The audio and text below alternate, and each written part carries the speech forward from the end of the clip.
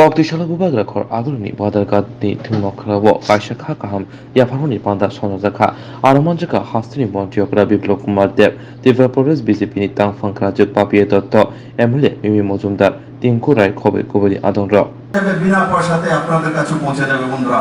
কার কার বাড়িতে জলের কানেকশন আছে একটু হাত তোলো তো দেখি। কার কার বাড়িতে আছে? 2018 আগে কার কার বাড়িতে জলের কানেকশন ছিল? হাত তোলো তো দেখি। একজন।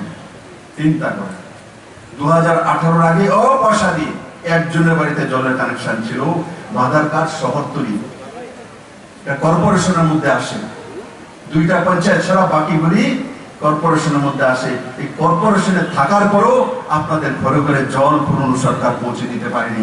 কিন্তু এই সরকার 2022 ডিসেম্বরের মধ্যে মাননীয় প্রধানমন্ত্রী বলছে 2024-এর মধ্যে পৌঁছে দেব, আমরা বলছি 2022-এর মধ্যে ডিসেম্বরের মধ্যে প্রত্যেকের ঘরে জলের কানেকশন পৌঁছানোর জন্য এই সরকার রাত দিন কাজ করছে বন্ধুরা।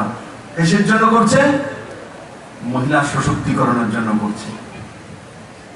আজকে মোদি আছে, তার কারণে মিমি বলছিলেন যে মোদি আছে তো আমরা প্রাণে বেঁচে গেছি। বলছিল, আমি তো বলি যদি মোদি না থাকতো, যদি এখানে যদি সিপিএম এর সরকার থাকতো, আপনাদেরকে সবাইকে রাস্তায় নামে হতো করোনার বিরুদ্ধে আন্দোলন করার জন্য। কারণ আন্দোলন ছাড়া কোনো কিছু হয় না, এটাই সিপিএম এর রাস্তা ছিল।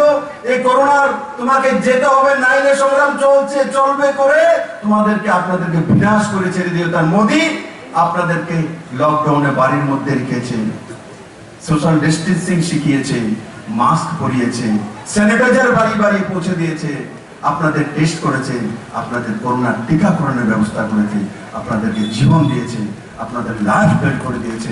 মা বাবা আপনাদেরকে জন্ম দিয়েছে। কিন্তু পুনর্জন্ম যদি কেউ দিয়ে থাকে তো নরেন্দ্র মোদী 130 কোটি ভারতবাসীর পুনর্জন্ম যদি কোনো ব্যক্তি দিয়ে থাকে সেটা নরেন্দ্র মোদী করেছে বন্ধুরা। আমরা মানুষ অনেক সময় আমরা ভুলে যাই। অথবা সকাল থেকে আপনারা এখানে সমাগম হয়েছেন,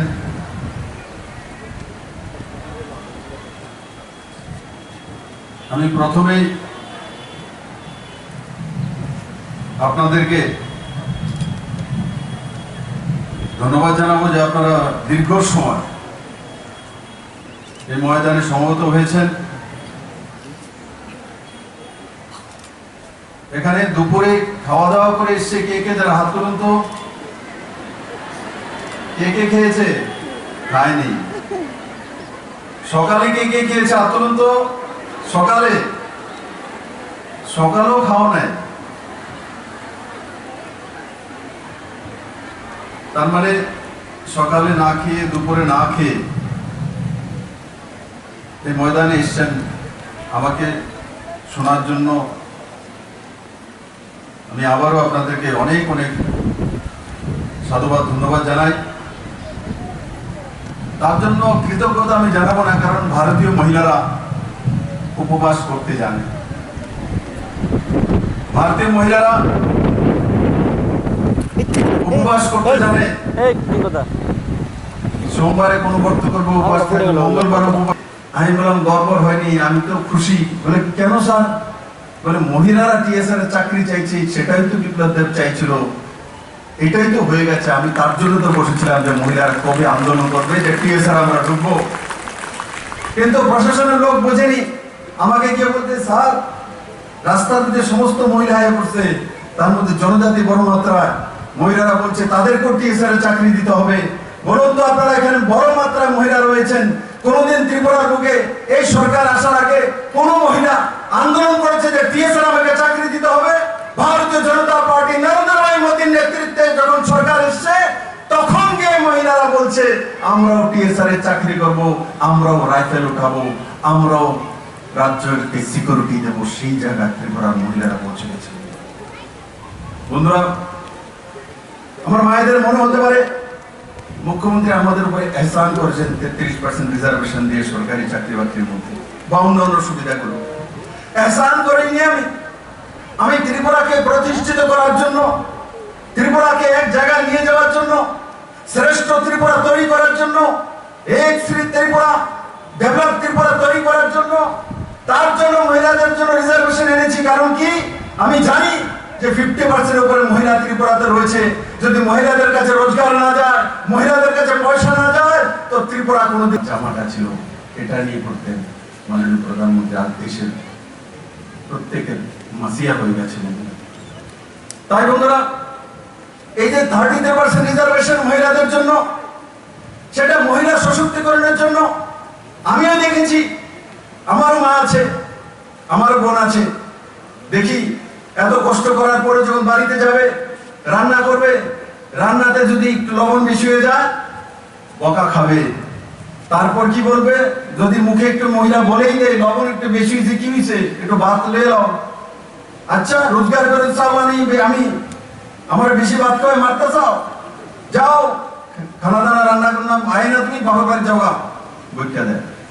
কিন্তু যখন জমিন রেজিস্ট্রারি মহিলার নামে হবে, যখন জমির মালিক মহিলা হবে, তখন জাল দিয়ে মরিচ দিয়ে রান্না করলে খুব স্বাদ হয়েছে, তখন খুব স্বাদ হয়েছে। কারণ কি জানে, যদি কয় যে রান্না তো খারাপ হয়েছে, মরিচ বেশি, যদি বাবার বাড়ি যাও না, তো দলিলটা বোকার লিয়ে যাবে। যাবে না, যেত না, যাবে তো। এইবার এত কিছু বলার পরে কেউ হিম্মত আছে ফোন করে স্বামীকে বলবে একটু রান্না করে ভাষণটা শুনে আয়? হ্যাঁ, কই হাত উঠাও, এই জাসিরা উঠে দেখাও, উঠো উঠো, দাঁড়াও দাঁড়াও দাঁড়াও, এই কালো কালো, হ্যাঁ দাঁড়াও দাঁড়াও না, ये देखो उसको, ये फोन करेगा अभी, फोन करे বলবে রান্না করার জন্য, ঠিক আছে বলবে তো? ঠিক আছে। আর কার হিম্মত আছে দাঁড়ান দেখি, যে বাড়িতে তো 2% পয়সা কম লাগবে। তার কারণ এখন এই মহিলারা এখানে না খেয়ে বসে আছে, বাড়িতে গিয়ে আবার রান্না করতে হবে, সবাইকে খাওয়াতে হবে। এখানে কেউ আছে মহিলা যেখানে হিম্মত আছে, মোবাইলটা ধরে ফোন করবে স্বামীকে যে আমার একটু মুখ্যমন্ত্রীর ভাষণটা শুনতেছি, দেরি হইব, তুমি বারটা বয়ালাও। কে কে আছে মহিলা হাত তোলেন তো দিই, ফোন করে পৌঁছে দিই।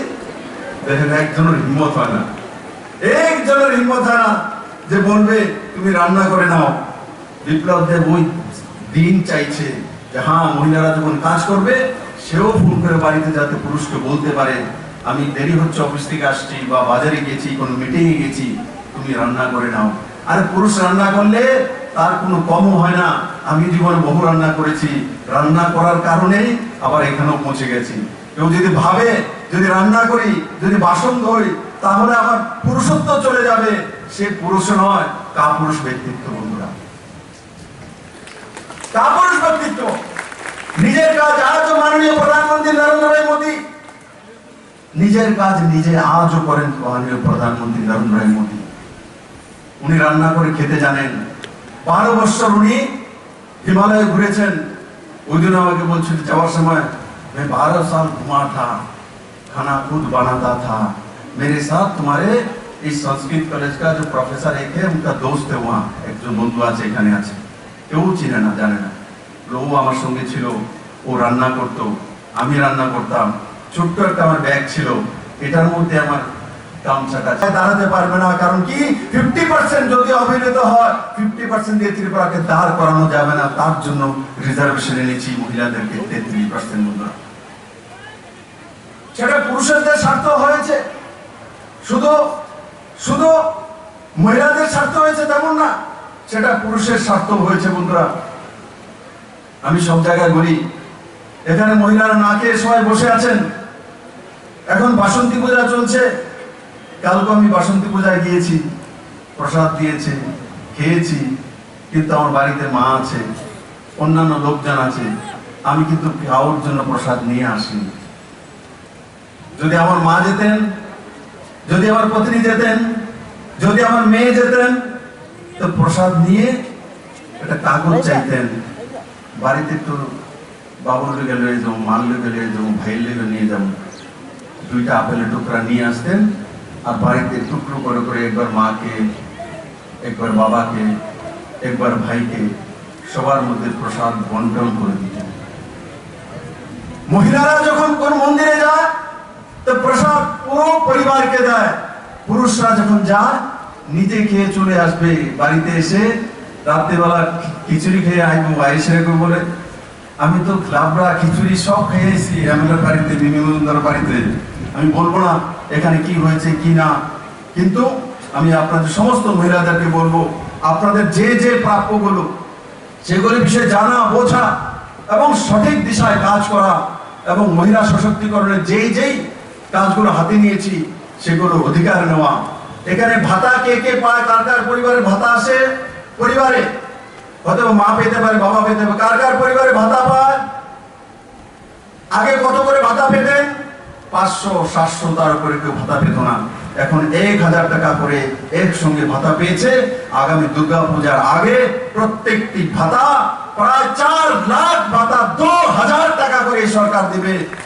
কমিউনিস্টরা ভেবেছিল বিপ্লবদের কোথা থেকে টাকা আনবে, দিতে পারবে না, এবার বাজেটে সেটা রেখে দিয়েছি। বিপ্লব দেবই পারে, কারণ কি বিপ্লব দেবের সঙ্গে মোদি আছে, তো সবকিছু করা যেতে পারে।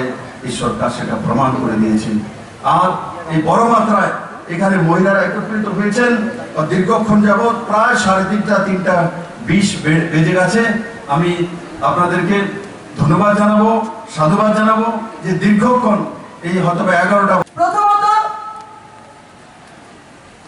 আজকে আমরা আমাদের প্রিয় মুখ্যমন্ত্রীকে ত্রিপুরা রাজ্যে যে 33% মহিলাদের সংরক্ষণ, এই যে মহিলাদের সশক্তিকরণের জন্য 33% রিজার্ভেশন যে উনি এনেছেন, তার জন্য উনি যে এই মায়েদের, বোনেদের এবং সকল স্তরীয় মহিলাদের চিন্তা করে এই যে 33% রিজার্ভেশন উনি দিয়েছেন, তার জন্য আমরা সকল ত্রিপুরা রাজ্যের প্রত্যেক মহিলাদের থেকে প্রতিনিধিত্ব করে আমি ওনাকে ধন্যবাদ জ্ঞাপন করছি এই মঞ্চ থেকে। আমি বলতে চাই যে এখানে আপনারা মঞ্চে আমাকে ছাড়াও আরো দুজন আমাদের ত্রিপুরা রাজ্যের মহিলা ব্যক্তিত্বকে দেখতে পাচ্ছেন। আজকে আমরা কথা বলার সুযোগ পেয়েছি। আজকে সবচাইতে এই যে 33% রিজার্ভেশনের যে ব্যাপারটা এসছে, আমি সবচাইতে ধন্যবাদ জ্ঞাপন করতে চাইছি, কারণ আজকের থেকে 2.5 বছর আগে সেই চিন্তাধারা, সেই নিরীক্ষণে বাধারঘাটের জনগণদের অভিভাবক হিসেবে উনি আমাকে চয়ন করেছেন। এর জন্য প্রথমত আমাকে চয়ন করা মানে কি, প্রত্যেকটি মহিলাদের কথা চিন্তা করে ত্রিপুরা রাজ্যের যে মহিলাদের দ্বারা যে একটা উন্নত মানের পরিবেশ সৃষ্টি হবে, সেই দিকে লক্ষ্য রেখে আজকের থেকে 2.5 বছর আগে কিন্তু আপনাদের সম্মুখে আমি এসেছি আপনাদের আশীর্বাদে এবং আপনাদের সেবা করার ভূমিকা। এই কদিনের মধ্যে আমরা দেখতে পাচ্ছি যে মহিলাদেরকে একটা সুন্দর বাজেট, ত্রিপুরার মধ্যে ত্রিপুরার নাগরিকদের যে এত সুন্দর একটা উন্নয়নমুখী, একটা সর্বমাত্রার প্রত্যেকটি ব্যক্তির কথা চিন্তা করে যে একটা জনমুখী বাজেট ত্রিপুরা রাজ্যে মনে এর আগে কখনো পেশ হয়নি। এবং এই মঞ্চে থেকে আমি ওনাকে, আমাদের প্রিয় মুখ্যমন্ত্রীকে এবং আমাদের ফিনান্স মিনিস্টার জিষ্ণু দেববর্মন মহোদয়কে আমি আপনাদের তরফ থেকে ধন্যবাদ জ্ঞাপন করতে চাইছি, এবং চাইছি যে আজকে যেহেতু আমাদের এইটা প্রপারলি রাখা হয়েছে মহিলাদের সমাবেশ, কেননা মহিলাদের দিয়েই আমরা ধন্যবাদ জ্ঞাপন করতে চাইছি মাননীয় মুখ্যমন্ত্রীকে।